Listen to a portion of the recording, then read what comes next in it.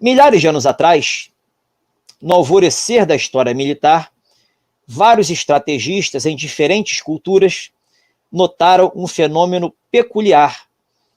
Na batalha, o lado que estava na defensiva, com frequência, vencia no final. Parecia haver várias razões para isso. Primeiro, quando o agressor partia para o ataque, ele não tinha mais surpresas em estoque.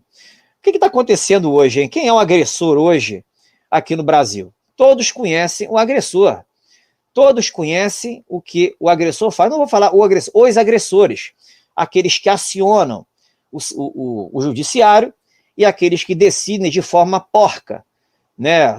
Tanto os que acionam quanto os que decidem de forma porca. A gente sabe como esse pessoal age. Né? Passeando pelas leis de abuso de autoridade, né? Pela lei da tortura, no sentido de manter, né? De infligir, né? uma pressão psicológica, emocional sobre as pessoas que são inocentes, não fizeram nada, criando-se narrativas falsas, fakes, né? A palavra da moda. Então esse pessoal está com seu estoque de surpresa esgotado, eles não têm mais o que fazer, eles só sabem fazer isso. E são sempre os mesmos, ou seja, eles estão plenamente identificados para serem engaiolados tão logo as coisas se concretizem às nossas vistas, porque já estão acontecendo nos bastidores, está aí para quem quiser ver. Não mais, né, ele não tinha mais surpresa em estoque. O que se defendia podia ver claramente a estratégia do outro e se proteger. Né? Então o presidente sabia lá de trás o que estava acontecendo. Né? Qual era o modus operandi desses aí que propensos prisioneiros de guerra, né, que estão já identificados. Segundo, né, segunda razão, né, para sempre os que adotam estratégia defensiva terem ganho, né, uma hipótese. Se o que estava na defensiva pudesse, de algum modo, devolver este ataque inicial, o agressor ficaria em uma posição fraca. Seu exército ficaria desorganizado e exausto.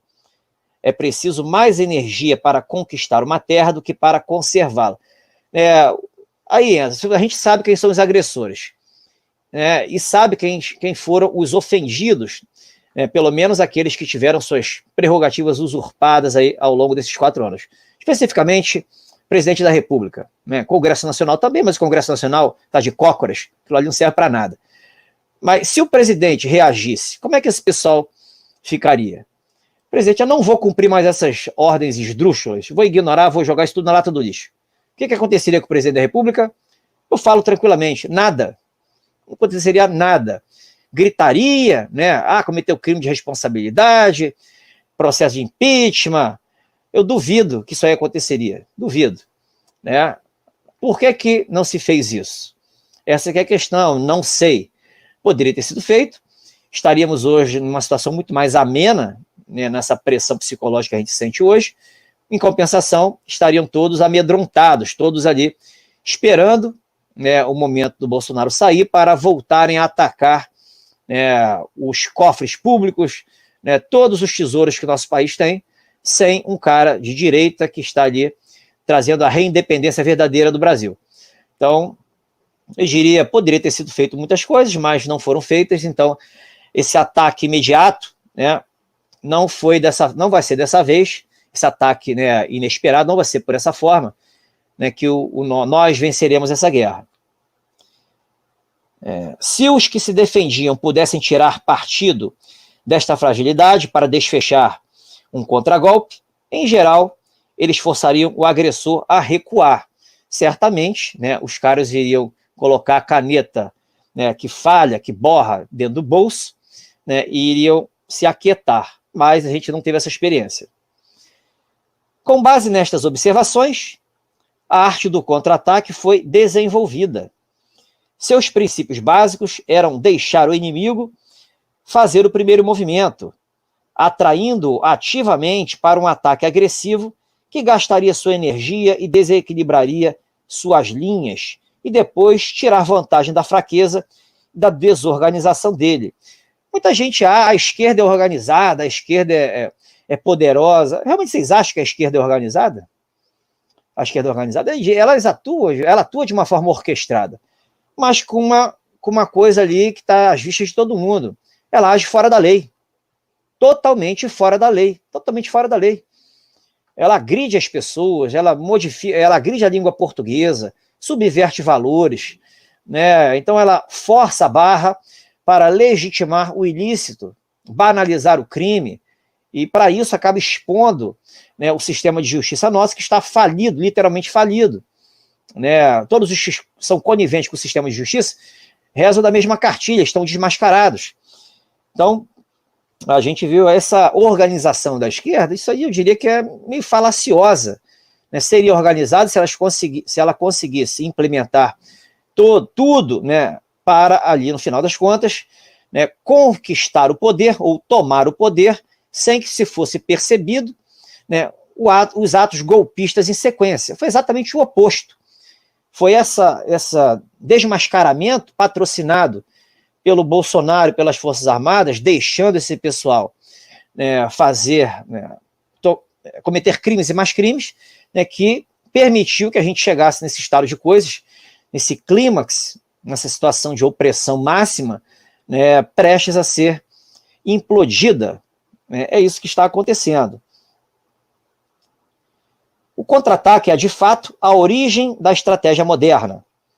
Primeiro exemplo real de uma abordagem indireta à guerra, ele representa uma grande evolução do pensamento em vez de ser brutal e direto.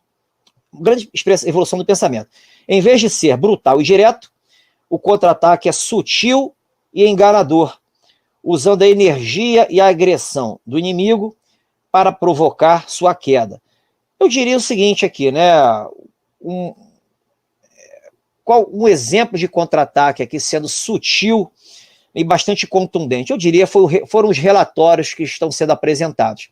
Sobretudo o relatório apresentado pelo ministro da Defesa, né, que tentaram, né, desfigurar, né, batendo palminha, lá o TSE batendo palminha, dizendo que o Ministério da Defesa não reconheceu a falcatrua, né, e o Ministério da Defesa, no dia seguinte, desmentiu aquilo, falou que não, disse que não houve.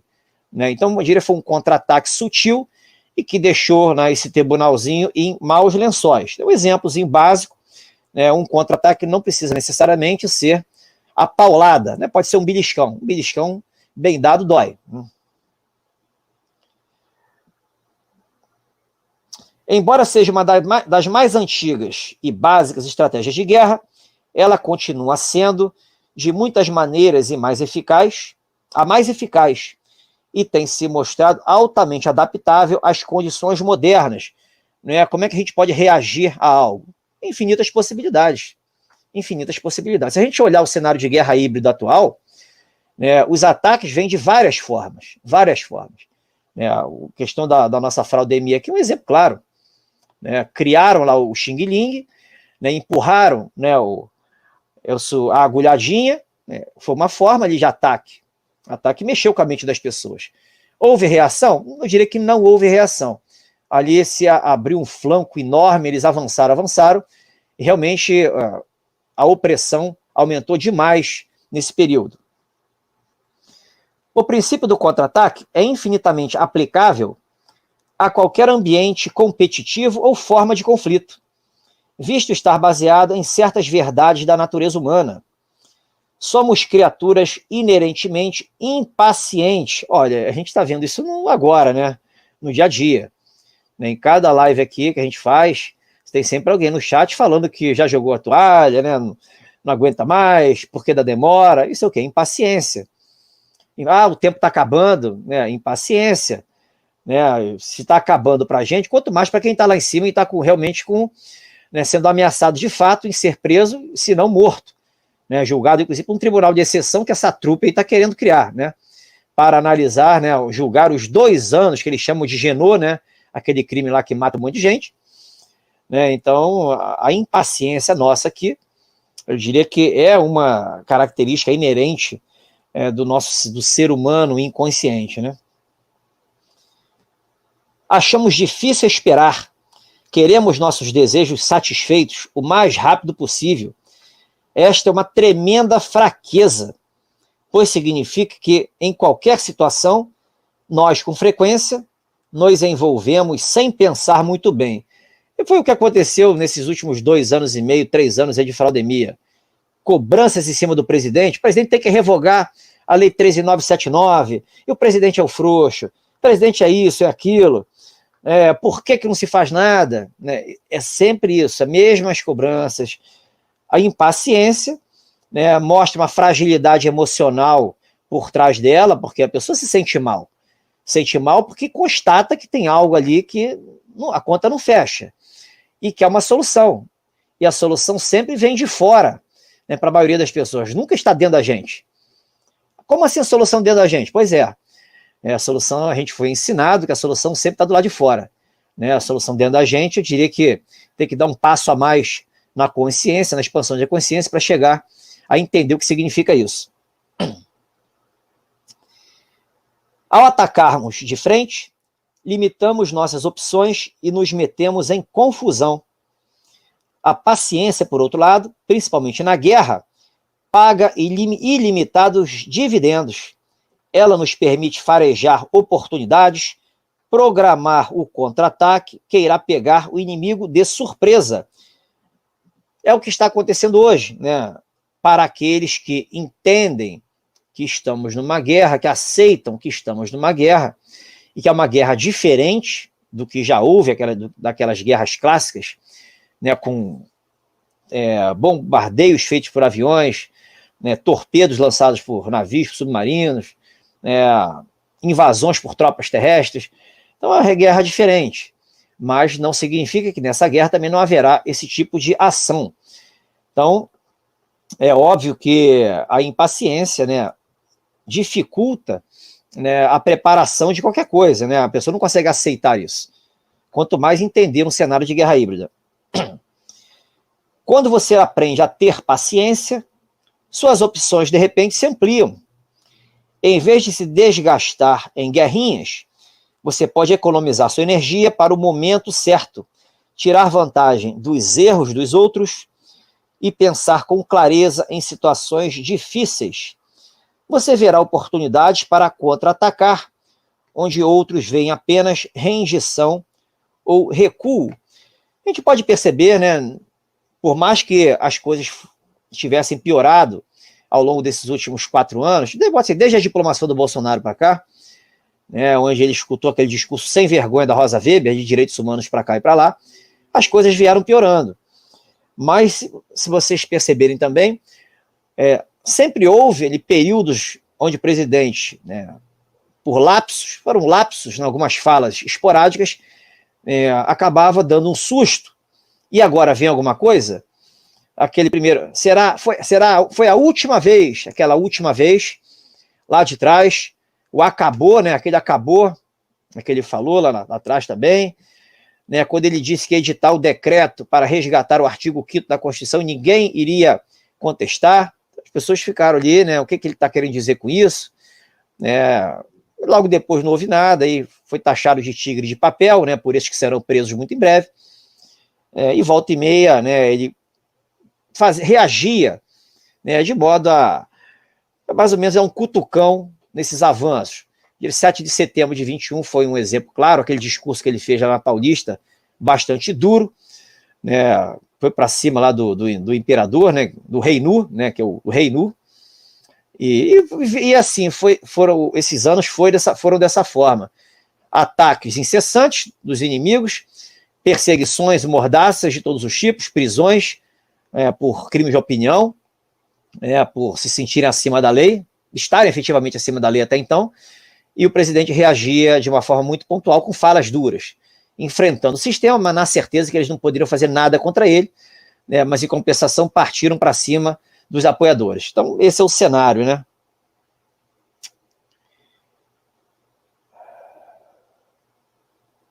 A chave para o contra-ataque bem sucedido é permanecer calmo, enquanto seu adversário fica frustrado e se irrita facilmente. A gente está vendo isso agora, né?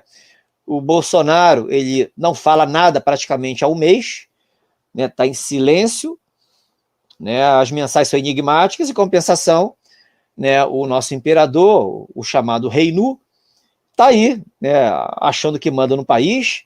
Agora eu vi que ele quer penhorar lá a aposentadoria do Roberto Jefferson, para o Roberto Jefferson pagar essa multa ali aberrante que ele aplicou porque quis aplicar, né? É óbvio que isso aí logo logo acaba, né? Mas é isso, né? O sujeito fica frustrado, né? Tá dando os últimos tiros, aqueles tiros de desespero, não acerta ninguém, mas é o que ele está fazendo. Vamos ver o final disso. No Japão do século XVI, surgiu um novo modo de lutar chamado Shinkeiji. O espadachim começava a lutar espelhando cada movimento de seu adversário. Espelhar pessoas, devolvendo para elas exatamente o que elas lhe dão, é um poderoso método de contra-ataque. No dia a dia, o espelhamento e a passividade podem encantar as pessoas, lisonjeando-as até baixarem suas defesas e se abrirem para o contra-ataque. Podem também irritá-las e desconcertá-las. Espelhamento é uma técnica de programação neurolinguística que funciona bastante quando a gente quer conseguir as coisas, né? Nesse caso específico, né, não deixa de ser, sendo usado numa guerra, não deixa de ser eficaz também se for bem aproveitado. O contra-ataque é uma estratégia particularmente eficaz contra o que se poderia chamar de o bárbaro, né? O homem ou a mulher que são muito agressivos por natureza. Não se intimide com estes tipos. Eles são, na verdade, fracos e facilmente manipulados e enganados.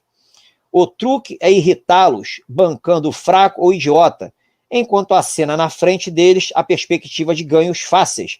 É mais ou menos o que está acontecendo, que aconteceu nesse mês de novembro, né, com a apresentação de relatórios, seja lá do argentino, né, onde depois tudo aqui no Brasil foi amordaçado, seja agora o PL, né, o PL apresentou esse relatório e foi indeferido minutos depois, e penalizado em uma multa aberrante, litigância de má-fé de 22 milhões, obviamente foi uma ironia lá, quase um deboche, né, em relação ao presidente da República, é número 22, então, mas é isso, né, os caras estão expostos, irritados com essa estratégia ali, né, onde força ele mostrar uma força que ele não tem.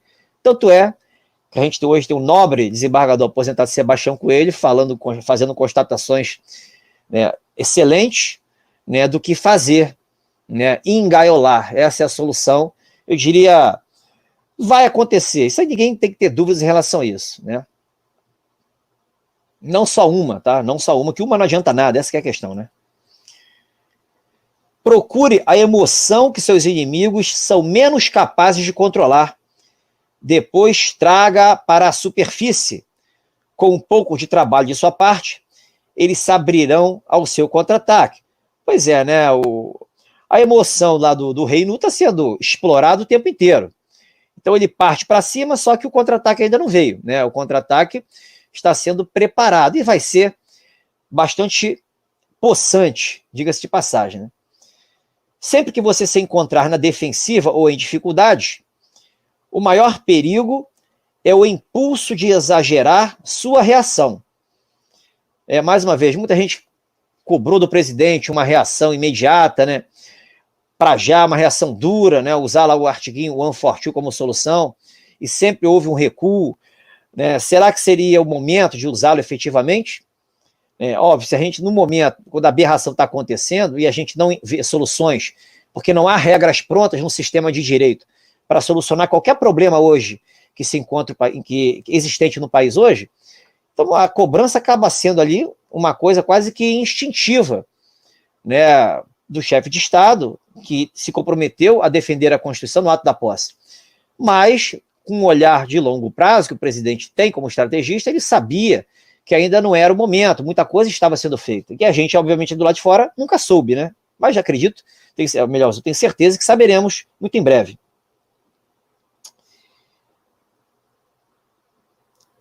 Aqui.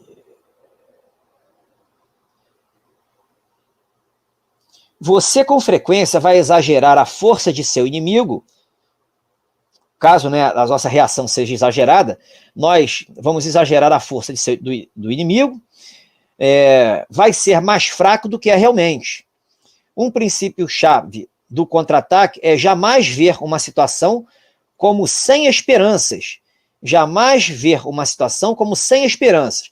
Ora, se a gente está hoje, né, sendo atacado o tempo inteiro por um sistema de justiça criminoso, né, por um sistema ali político disfuncional, igualmente criminoso, porque avaliza a distopia atual, é omisso, ele é antidemocrático por natureza, por excelência, ele não representa ninguém aqui do lado de fora, não representa o povo de fato. Então, se a gente tem esse sistema, né, que não funciona, significa que a gente tem que desistir, que não há esperança? Muito pelo contrário, muito pelo contrário. O sistema está exposto, está nu, efetivamente, né?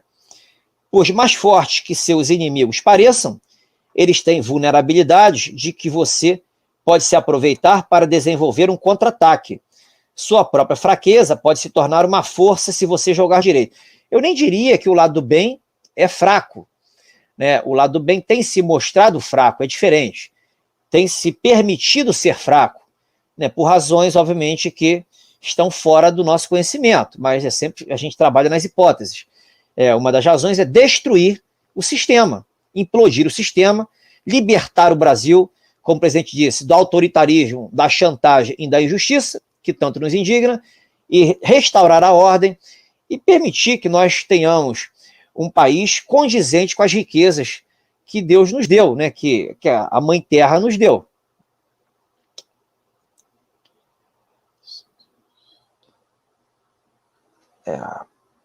O inimigo parece poderoso porque ele tem uma força ou uma vantagem particular. Talvez seja dinheiro e recursos. Uma das justificativas para as coisas estarem acontecendo é o financiamento. Será que esse pessoal faz isso de graça? Esses inimigos da pátria estão fazendo isso apenas por ideologia, né, por uma cegueira, uma insanidade ideológica? Será que é só isso que está em jogo? Particularmente eu duvido. Óbvio que deve ter grana envolvida, né? Esse pessoal luta por poder, porque poder dá dinheiro, dá controle, dá dinheiro. Né? O psicopata se satisfaz em oprimir as pessoas que não têm poder para se contrapor a eles. Então, é assim que funciona a mente desses caras. Então, obviamente que a questão dinheiro e recursos, né, para bancar isso, certamente existe. E o sistema de inteligência, eu presumo que tenha isso tudo já bem comprovadinho. Talvez seja o tamanho de seu exército ou de seu território, né? Eu duvido. Qual é o exército dos inimigos? Esses meliantes de favelas, né? Esses grupeiros terroristas de MST e congêneres. Isso aí realmente mostra poder. Isso é dizimado. Na hora que o exército entrar em cena, vai ser tudo dizimado.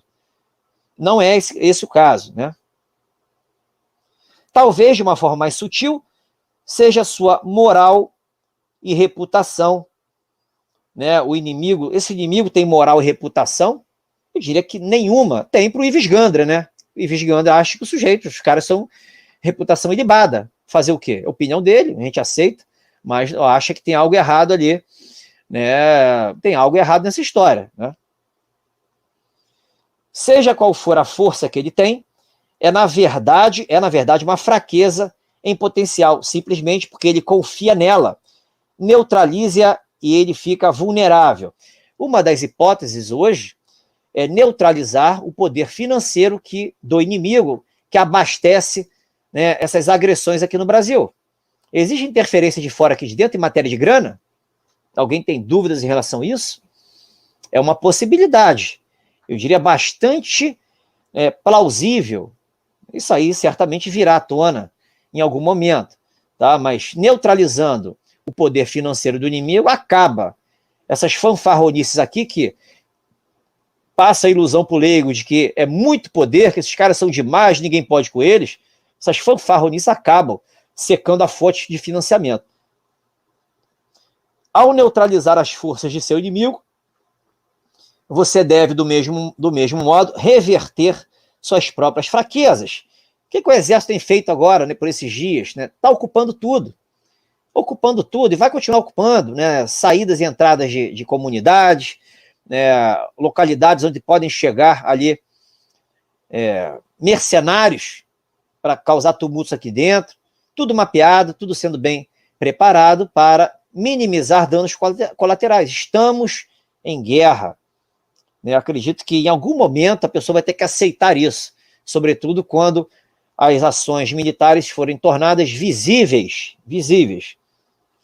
E quando isso acontecer, né, essa reversão, né, de fraquezas vai acontecer. A fragilidade que hoje aparenta existir no lado do bem vai ser completamente invertida. A gente vai ver que a gente é muito mais poderoso do que essa organização que quer tomar o poder, organização criminosa que quer tomar o poder, né? Ninguém tem que ter dúvidas em relação a isso. Povo, Forças Armadas, né, é a junção imbatível hoje no Brasil. Se suas forças são pequenas, por exemplo, elas são também móveis. Use essa mobilidade para contra-atacar. Talvez sua reputação seja inferior à de seu adversário. Isso só significa que você tem menos a perder. Primeiro, o nosso efetivo não é pequeno. Tá? Bota aí 400 mil militares, mais ou menos, né, da ativa, mais reservistas, mais polícias militares, mais bombeiros militares, vai dar mais de 1 milhão. Mais de 1 milhão de gente, né, defendendo a pátria e as liberdades. Não dá para falar, não dá nem para se comparar com que os inimigos da pátria, essa meia dúzia de autocratas, né, que terá um desfecho maravilhoso, um fim maravilhoso, não dá nem para imaginar, comparar com a força que esses caras têm. Não tem força nenhuma, essa que é a verdade. Né? Jogue lama, uma parte vai grudar e aos poucos seu inimigo descerá até seu nível. Sempre encontre modos de transformar sua fraqueza em vantagem. Beleza, pessoal?